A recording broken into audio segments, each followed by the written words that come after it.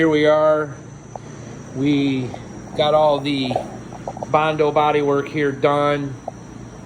So that way we can skim coat it, try to block it fairly straight. We do not use primer on this stage. We've been using what we call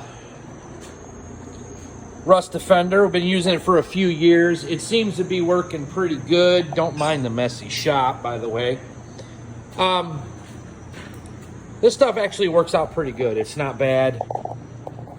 It's better than I would say some high build primers. So we're clear, guys. Whenever you use this stuff, remember, if you guys think a high build primers, high build, you ain't seen nothing. So you use this stuff. This stuff's ridiculously high build, and it's an epoxy resin type of stuff. So like this stuff dries.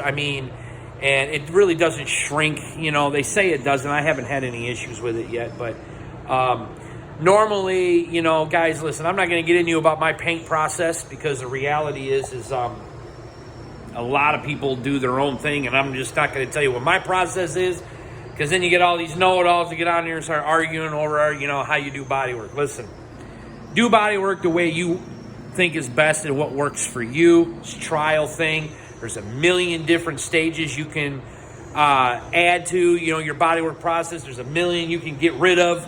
Everyone's got their own thing and what they think works. I've talked to some of the greatest body men in the world, and they all have different processes, different chemicals, different everything, but the end result, it's gorgeous. So do what you got to do. But this is what I use. I go ahead and 36 grit or 40 grit out all my bodywork. And then I go ahead and I put 2 coats of this stuff on, and then I'll block this with 120. And then when I get done blocking it, then I'll primer it. I'll block it with 120 again, and then I'll primer it, and then I'll wet block it with 400, and we're shooting it. I'm not trying to make this D150 perfect.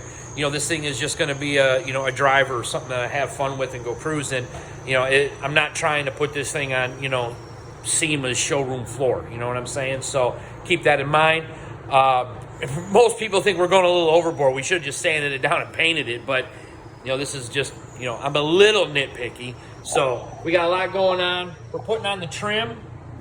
We got the rivets still on there. We're going to put it all back to factory specs, we think. So just giving you an update on our build.